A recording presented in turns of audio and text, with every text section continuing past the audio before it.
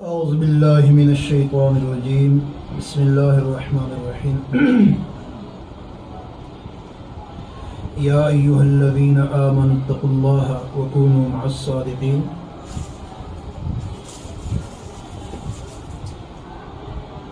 اللہ رب العالمین نے قرآن مجید میں ارشاد فرمایا کہ اے ایمان والو اللہ تعالیٰ سے ڈرو اور سچوں کے ساتھ رہو۔ اور ایک اور مقام پہ ارشاد فرمایا وَإِذَا قُلْتُمْ فَعْدِلُوا، جب تم بات کرو تو انصاف کرو۔ کیونکہ اسلام آباد سے دوست آئے ہیں، انہوں نے 5 سوال لکھ کے دیے ہیں، اور انشاءاللہ میں مختصر سا کچھ گزارشات کروں گا۔ اس میں جو سب سے پہلا سوال ہے وہ یہ ہے کہ کیا محمد علی مرزا اور سید محمد نذیر حسین محدث دہلوی کا عقیدہ ایک ہے؟ دوسرا سوال ان کا یہ ہے کیا امام ابن تیمیہ نے متواتر حدیث کو جھوٹ کہا ہے؟ تیسرا سوال یہ ہے کیا تحفہ اثنا عشریہ کی 12 جلدیں ہیں؟ چوتھا سوال یہ ہے کہ کیا قاضی شوکانی کی نیل الاوتار فتووں کی کتاب ہے؟ سوال نمبر 5 جو نیٹ پہ آپ کی ٹیلی فون والی ریکارڈنگ ہے اس کی کیا حقیقت ہے؟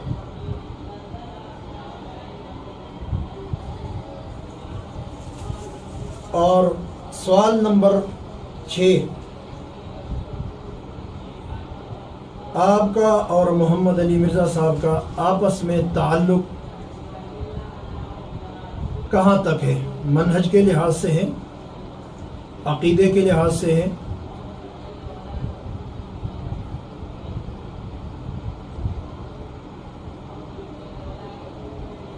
جہاں بات رہی تعلق کی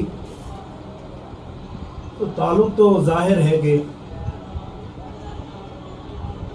جب سے یہ اہل حدیث ہوا ہے اس وقت سے تعلق رہا ہے ان سے، اور انہوں نے اپنے تقریر میں اس بات کی بڑی وضاحت کی ہے کہ میں 31 سال بریلی رہا، پھر 2008 میں کچھ عرصہ دیوبندیوں کے ساتھ رہا، پھر اہل حدیث کے ساتھ اور اہل تشیع کے ساتھ بھی۔ تمہیداً میں آخری بات آج کے لیکچر کے حوالے سے بڑی ضروری ہے وہ کر دوں کہ بھائیو، آپ میں سے اکثر لوگ میرے ماضی کے بارے میں جانتے ہیں کہ میں تقریباً 31 سال تک بریلوی رہا، اور پھر 2008 میں کچھ عرصہ دیوبند کے ساتھ بھی گزرا، پھر اہل حدیث کے ساتھ بھی اور اہل تشیع کے ساتھ بھی۔ آج بھی میں تمام علماء سے رابطے میں رہتا ہوں، جس کی بھی حق بات ہے قبول کرتا ہوں، اور جہاں پر اختلاف۔ اور اس کے بعد انہوں نے کہا کہ میرا علماء کے ساتھ رابطہ بھی ہے۔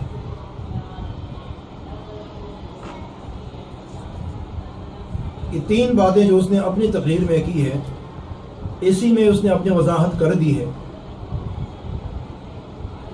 کہ 31 سال میں بریلی رہا، 2008 میں پھر میں کچھ عرصہ دیوبندیوں کے ساتھ رہا، پھر اہل حدیث کے ساتھ اور اہل تشیع کے ساتھ بھی۔ تو جب یہ اہل حدیث تھا تو اس وقت ظاہری بات ہے ہماری بڑی محبت تھی اس کے ساتھ، اور وہ اس کی ویڈیو میں بھی بات واضح ہے جو اس نے اپنی تقریر میں لگائی ہے، جو میرے استاد محترم شیخ زبیر علی زئی رحمۃ اللہ علیہ نے اس ویڈیو میں یہ تذکرہ کیا ہے کہ ہاں یہ محمد علی صاحب تحقیق کر کے اہل حدیث ہوئے ہیں۔ جب شیخ محترم نے اہل حدیث کا لفظ ادا کیا ہے، محمد علی صاحب ساتھ بیٹھے ہیں، آپ ویڈیو میں دیکھ سکتے ہیں، انہوں نے ساتھ ہی کہہ دیا کہ الحمدللہ۔ بہرحال میں نے نہیں کہا تھا، یہ بھائی اپنی مرضی سے آئے، اور یہ وہ بھائی ہیں جو اللہ کی فضل سے بریلویوں سے اہل حدیث ہیں. پچھلے سال میرے پاس آئے تھے اس وقت تحقیق, اور یہ وہ بھائی ہیں جو اللہ کی فضل سے بریلویوں سے اہل حدیث ہیں. پچھلے سال میرے پاس آئے تھے اس وقت تحقیق کر رہے تھے, اور یہ وہ بھائی ہیں جو اللہ کی فضل سے بریلویوں سے اہل حدیث ہیں. پچھلے سال میرے پاس آئے تھے اس وقت تحقیق کر رہے تھے. انہوں نے اس وقت یہ رد نہیں کیا تھا کہ نہیں شیخ صاحب میں اہل حدیث نہیں ہوں, میں صرف مسلمان ہوں. چونکہ شیخ صاحب نے اہل حدیث ہونے کے ناطے اس کے ساتھ محبت تھی, اور ہمارا بھی ان سے جو محبت تھی وہ اہل حدیث ہونے کی وجہ سے تھی.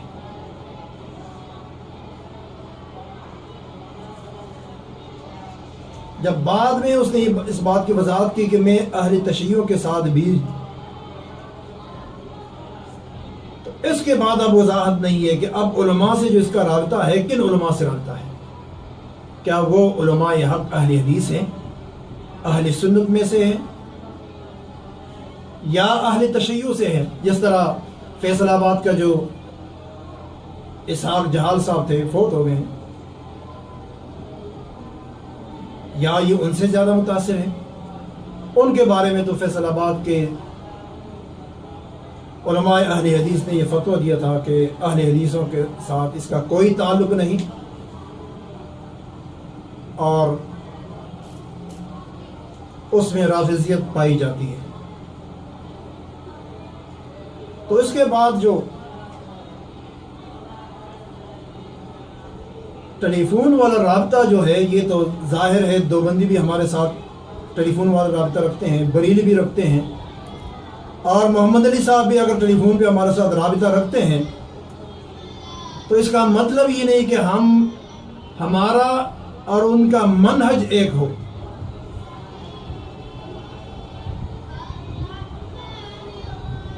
ہمارا اور اس کے منہج میں سب سے بڑا جو فرق ہے وہ یہ ہے کہ وہ صحابی کے پیچھے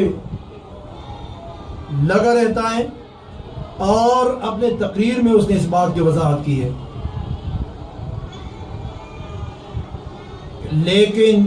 لیکن سو بسم اللہ غلطیاں ہم بیان کریں گے. بہرحال اس معاملے میں جن لوگوں نے بھی سیدنا علی کے ساتھ زیادتی کی, چاہے وہ حضرت امیر معاویہ رضی اللہ تعالیٰ عنہ ہو, یا حضرت مغیرہ ابن شعبہ رضی اللہ عنہ ہو, یا حضرت عمر ابن عاص رضی اللہ عنہ ہو, ہم کسی پر لعنت کرنے کے قائل نہیں ہیں. لیکن ان کی غلطیوں کا جھوٹا دفاع بھی نہیں کرتے, اور نہ ہم رافضیوں کی طرح ان پر لعنت کرتے ہیں. ان کا معاملہ ہم اللہ کے سپرد کرتے ہیں, غلطی جو ہے سو بسم اللہ بیان ہوگی. تو ہمارا جو اختلاف کا بنیاد ہے نا ان کے ساتھ وہ یہ ہے کہ صحابی کے بارے میں آپ انگلی نہیں اٹھا سکتے ہیں. اللہ رب العالمین نے صحابہ کے بارے میں فیصلہ کر دیا کہ رضی اللہ عنہم ورضوا عنہ, اللہ رب العالمین ان سے راضی اور وہ اللہ سے راضی. اللہ رب العالمین نے جب ان کے بارے میں فیصلہ کر دیا, اب محمد علی صاحب آپ کو سرٹیفکیٹ کس نے دے دی کہ آپ ان کے پیچھے لگے ان کی غلطیاں نکالیں. اور عقیدۃ السلف اصحاب الحدیث ایک رسالہ ہے. اہل حدیث کا منہج یہ ہے, ان کا موقف یہ ہے. اہل حدیث کا اس بارے میں موقف ہے کہ جو صحابہ کا آپس میں اختلاف ہوا ہے اس پر وہ اپنے آپ کو روک کر رکھتے ہیں, اور صحابہ کے عیوب اور نقص بیان کرنے سے اپنے آپ کو پاک رکھتے ہیں, اور سارے صحابہ پر رحم کی دعا کرتے ہیں. یہ امام صابونی کی کتاب عقیدۃ السلف اصحاب الحدیث صفحہ 93, المتوفا 449 ہجری.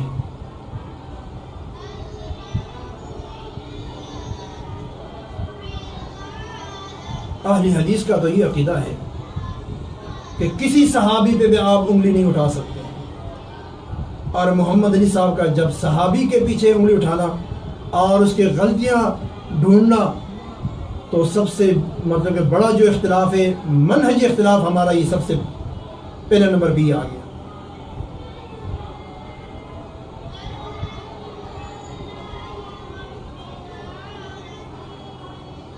اس کے علاوہ جو سوال ہے کہ کیا محمد علی مرزا اور سید محمد نذیر حسین محدث دہلوی رحمۃ اللہ علیہ کا عقیدہ ایک ہے، تو اس میں بھی بات یہ کہ ان کا عقیدہ ایک نہیں ہے. جو محمد علی مرزا کا عقیدہ ہے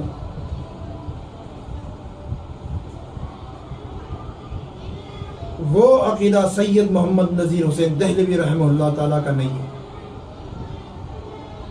انہوں نے اپنے تقریر میں حوالہ دیا ہے فتاوی نظریہ صفحہ 445 اور 46 کا.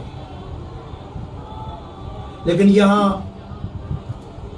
محمد علی صاحب نے ایک بہت بڑی خیانت کی ہے، اور اس کے یہ حوالہ میں آپ کو پیش کرتا ہوں، آپ دیکھ بھی لیں کہ محمد علی صاحب نے صفحہ نمبر 445 اور 446 کا ذکر کیا ہے. چونکہ 445 اور 446 پہ اور 47 پہ یہ جو 1 2 3 تینوں صفحوں پہ جو سوال ہوا ہے اور جواب دینے والا کون ہے، وہ مولوی محمد فصیح غازی پوری ہے. محمد علی صاحب نے یہاں ذکر کیا ہے کہ کیا حضرت علی رضی اللہ تعالیٰ عنہ کے مقابلے میں امیر معاویہ رضی اللہ عنہ کو باغی یا خاطی کہنا جائز ہے یا نہیں. حضرت علی رضی اللہ تعالیٰ عنہ کے مقابلہ کے بغیر ان کو امیر یا امام یا رضی اللہ عنہ کہنا ضروری ہے یا نہیں. سائے ستہ میں ان کے نام کے ساتھ کہیں رضی اللہ تعالیٰ عنہ کا لفظ آیا ہے یا نہیں، اور وہ غلطی یا بغاوت جو امیر معاویہ سے سرزد ہوئی پھر اس کا اتمال ہو گیا تھا یا آخری دم تک قائم رہا. اگر کوئی تعصب کے بنا پر صرف معاویہ کہے تو اس کا کیا حکم ہے؟ یہ سوال ہے، اور محمد علی صاحب نے بھی یہی سوال ذکر کیا. اور پھر اس کے بعد محمد علی صاحب نے جواب دیا ہے کہ حضرت علی رضی اللہ عنہ کے مقابلہ میں جہاں امیر معاویہ کا تذکرہ ہو، لیکن یہ جواب کس کا ہے؟ جواب از مولوی محمد فصیح غازی پوری. محمد علی صاحب نے یہ خیانت کی ہے کہ محمد فصیح غازی پوری کی عبارت اس کا جواب سید محمد نذیر حسین دہلوی کے کھاتے میں ڈال دیا. یہ مولوی محمد فصیح غازی پوری حضرت علی رضی اللہ تعالیٰ عنہ کے مقابلہ میں جہاں امیر معاویہ کا تذکرہ ہو وہاں لفظ حضرت یا دعائیہ یعنی رضی اللہ عنہ الفاظ کہنا درست نہیں. یہاں درست نہیں کر کے محمد علی صاحب نے یہ وضاحت کی ہے کہ تسی کڑے علی دیس ہو. تو یہ وہ ہے میاں نذیر حسین دہلوی صاحب المتوفا 1320 ہجری.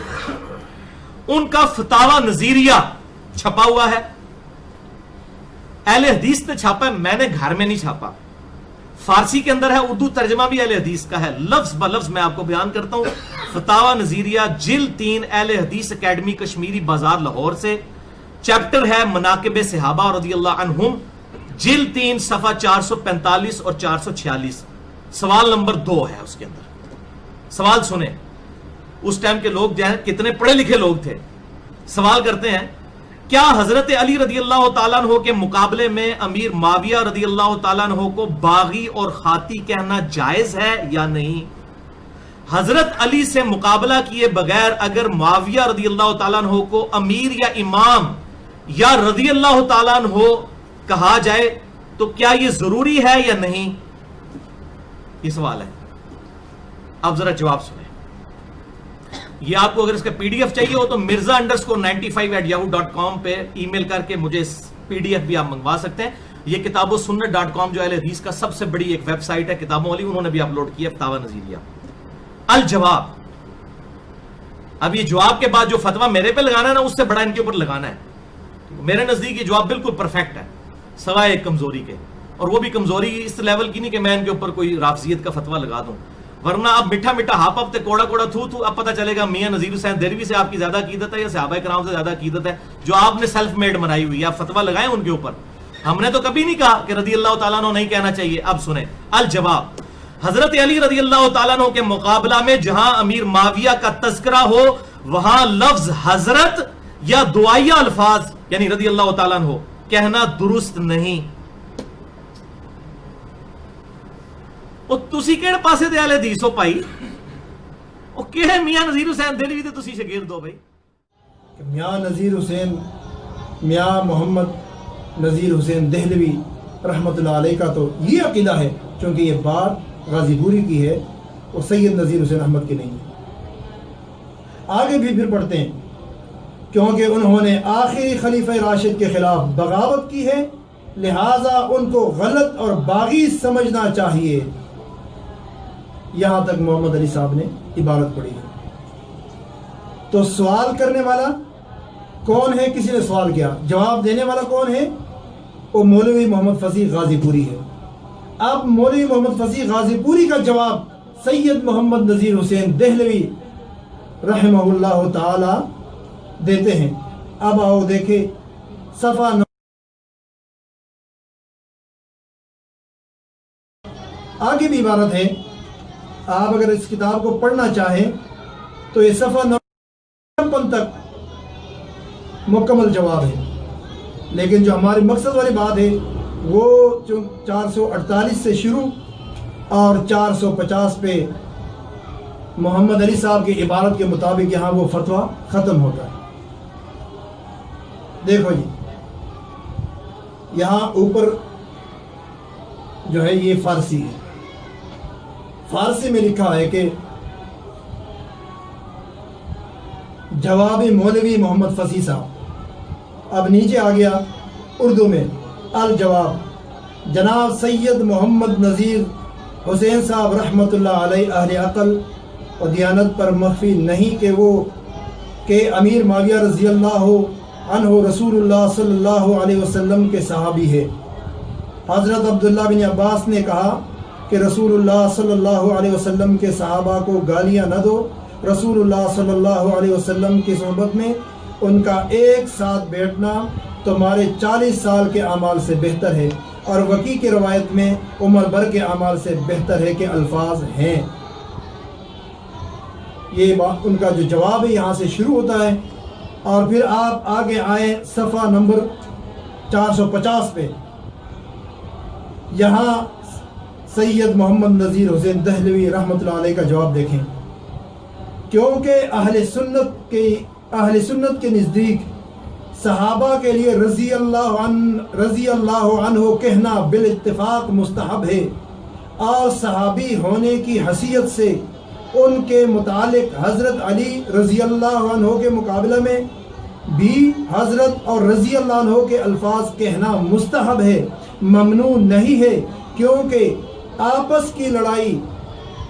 کی لڑائی سے صحابہ صحابیت کی بزرگی سے محروم نہیں ہو جاتے۔ ہاں، رافضی کا مذہب اس کے خلاف ہے۔ اب سید محمد نذیر حسین دہلوی کا فتویٰ یہ ہے، اور آپ اب انصاف کریں کہ محمد علی صاحب نے کیا کیا۔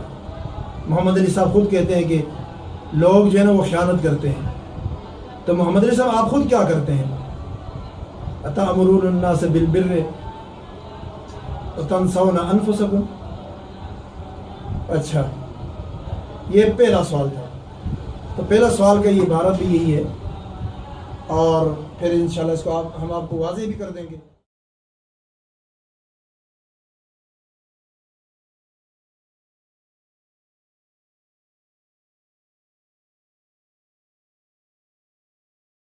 میں پھکی کے طور پر مفتی مبشر احمد ربانی صاحب کو بتانے لگا ہوں کہ اصل میں ناسبی اور شیعہ حضرات سے متاثر کون ہوئے ہیں؟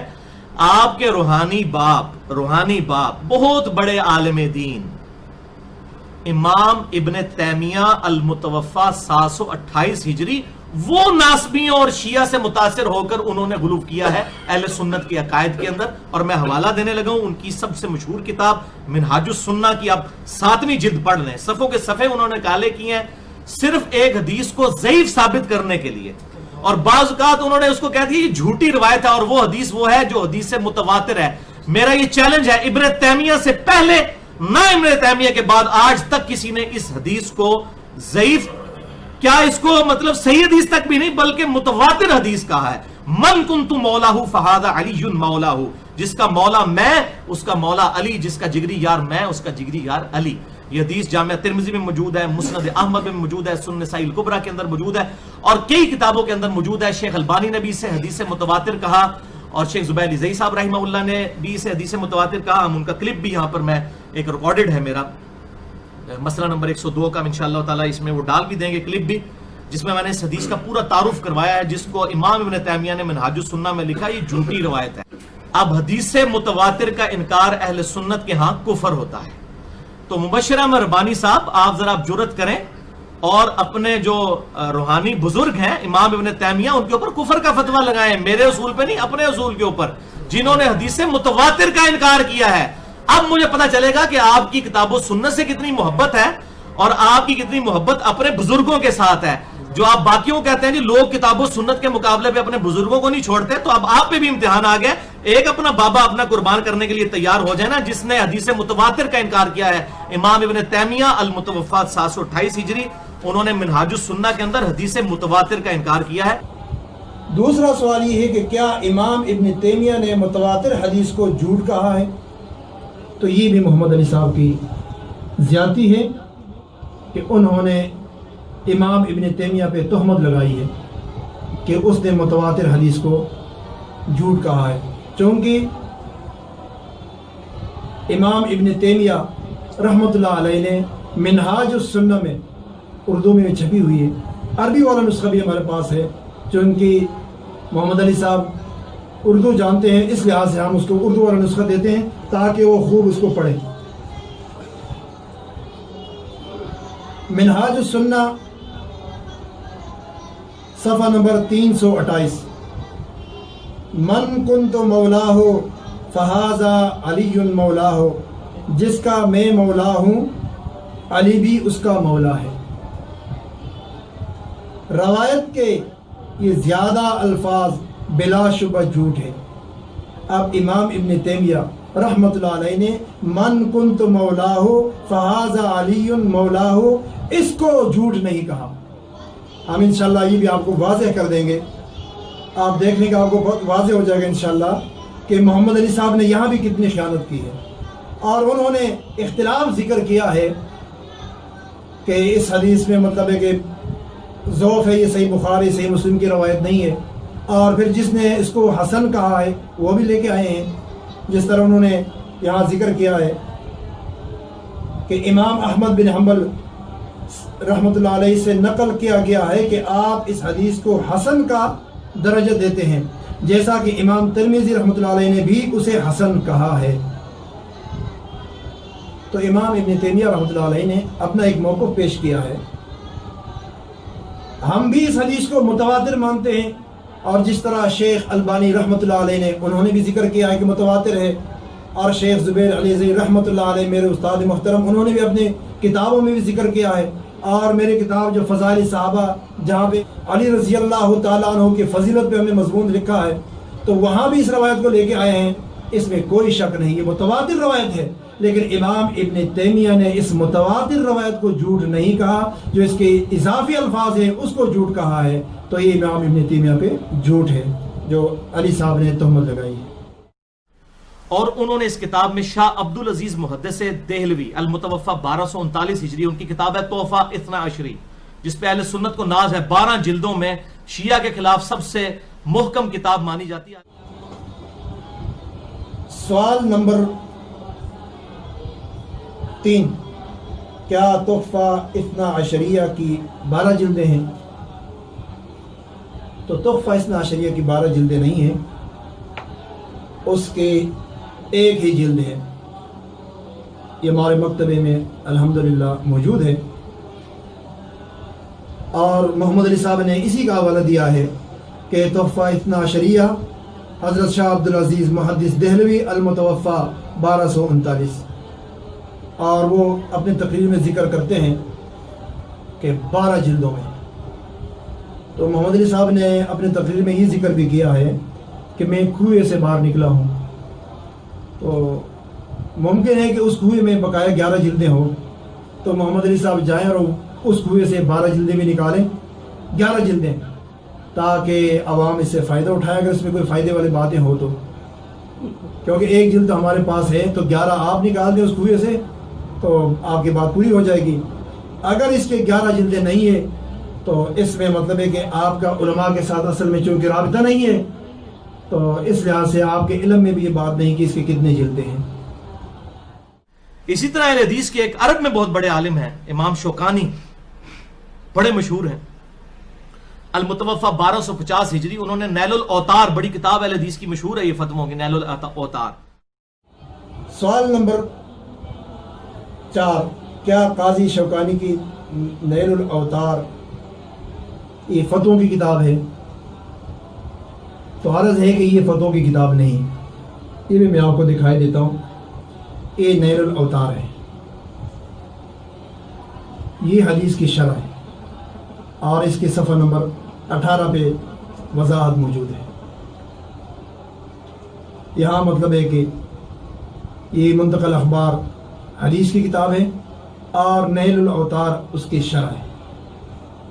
تو محمد علی صاحب جو علماء سے دور رہتے ہیں نا، تو پھر اس قسم کے ٹھوکرے وہ کھا لیتے ہیں، اور جب تک وہ علماء سے دور رہے گا تو اسی طرح ٹھوکرے کھائے گا. مثال کے طور پہ یہ میرے شیخ کی کتاب ہے فتاوی علمیہ، فتاوی علمیہ المعروف توضیح الاحکام. یہ اب فتاوی ہے. اگر ایک آدمی اس کو فتووں کا کتاب کہیں، دیکھو یہ میرے شیخ کی کتاب ہے جو انہوں نے کام کیا ہے، اضواء المصابیح فی تحقیق مشکات المصابیح، اس پہ شیخ نے کام کیا ہے. تو یہ شرح والی کتاب ہے، یہ شرح ہے اور یہ فتویٰ ہے. اگر ایک آدمی کہیں اس کو کہ یہ شرح ہے، فتووں کو شرح کہے اور شرح کو فتویٰ کہے، تو آدمی یہی سمجھے گا کہ جاہل، اس کو پتہ ہی نہیں کہ فتووں کو شرح میں لے کے آتے ہیں اور شرح جو ہے نا وہ فتووں میں لے کے آتے ہیں.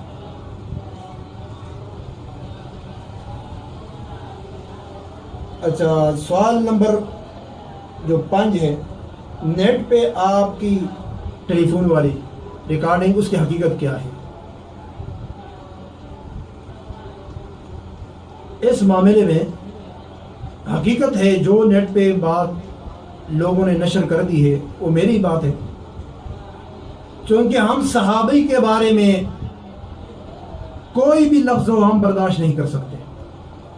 مثال کے طور پہ اس کے غلطیوں کے لحاظ سے، فضائل پہ تو الحمدللہ ہم امام ابن حنبل کی کتاب دیکھو، فضائل صحابہ جو میں نے کام کیا الحمدللہ، شیخ صاحب نے تحقیق و تخریج سے جو چھپی ہے فضائل صحابہ کتاب، اور اس میں الحمدللہ تمام صحابہ تقریباً 20-22 صحابوں کو میں نے ذکر کیا ہے یہاں کہ صحابہ سے محبت،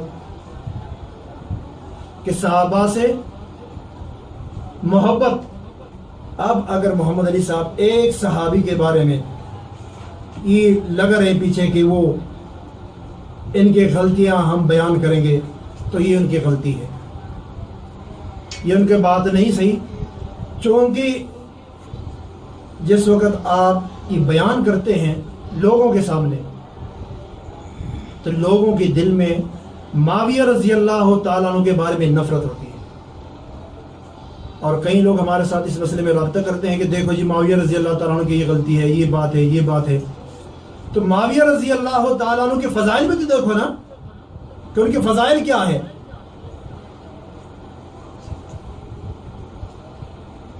تو جس وقت محمد علی صاحب نے اپنے موقف کے بعد جب آئی تو اس نے ایک آدمی کو پیش کیا کہ دیکھو یہ آدمی اسلام آباد سے آیا ہے، حسن علی نقوی یا اس طرح کوئی نام ہے، اس کی چھوٹی چھوٹی داڑھی ہے.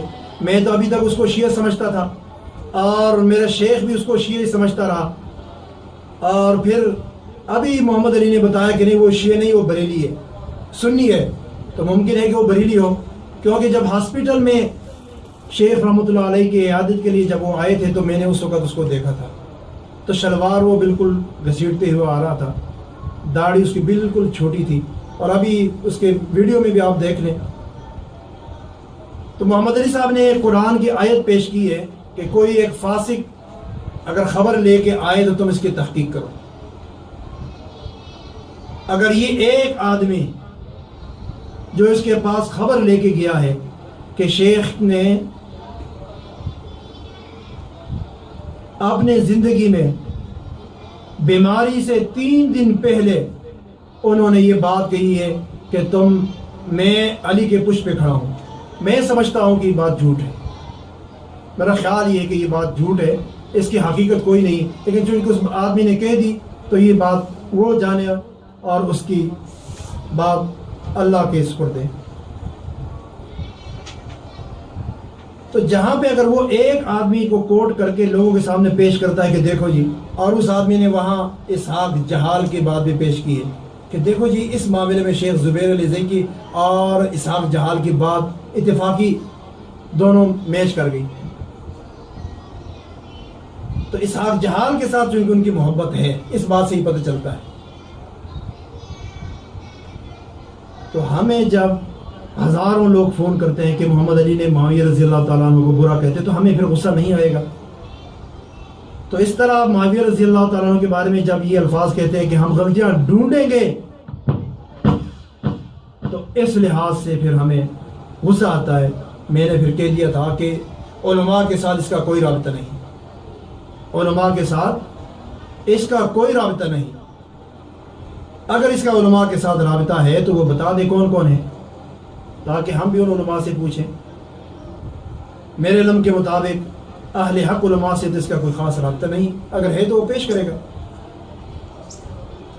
تو میں نے فون پہ جو بتا دیا تھا تو وہ یہی بات کہی تھی، معاویہ رضی اللہ تعالیٰ عنہ کے بارے میں کوئی بات برداشت نہیں کر سکتا۔ اور اس بارے میں یہ بھی یاد رکھیں کہ علی رضی اللہ تعالیٰ عنہ کا وہ قول صحیح بخاری میں ہے کہ علی رضی اللہ تعالیٰ عنہ نے فرمایا، حدث الناس بما يعرفون اتحبون ان يكذب اللہ ورسولہ، کہ لوگوں سے وہ باتیں کرو جو صریح ہو، جنہیں وہ پہچانتے ہو۔ کیا تم پسند کرتے ہو کہ لوگ اللہ اور رسول صلی اللہ علیہ وسلم کو جھٹلائے اور تکذیب کرے؟ صحیح بخاری 127۔ آپ عوام کے سامنے وہ بات کریں جو عوام کو سمجھ آ جائے۔ تو جب آپ معاویہ رضی اللہ تعالیٰ عنہ کے بارے میں غلطیاں لوگوں کے سامنے رکھیں گے تو لوگ بدظن ہوتے ہیں پھر۔ اور کئی لوگ آتے ہیں، ایک آدمی آیا یہاں میرے پاس، اس نے بات کی، دیکھو جی نبی علیہ السلام نے علی رضی اللہ تعالیٰ عنہ کے بارے میں فرمایا کہ میں ان میں سے ہوں اور وہ ہم میں سے، میں ان سے محبت کرتا ہوں اور وہ مجھ سے محبت کرتے ہیں۔ تو اس طرح کسی اور صحابی کے بارے میں ہے تو میں نے اس کو بتایا، بھائی آپ نے صرف علی کی ویڈیو سن کے علی رضی اللہ تعالیٰ عنہ کے بارے میں محبت میں آپ آگے بڑھ گئے، اور معاویہ رضی اللہ تعالیٰ عنہ کے بارے میں آپ کے دل میں بغض آ گیا، چونکہ معاویہ رضی اللہ تعالیٰ عنہ وہ صحابی ہے کہ نبی صلی اللہ علیہ وسلم نے اس کے بارے میں فرمایا کہ اول جیش من امتی،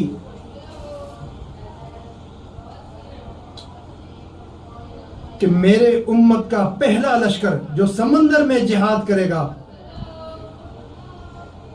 ان کے لیے جنت واجب ہے۔ صحیح بخاری ہے،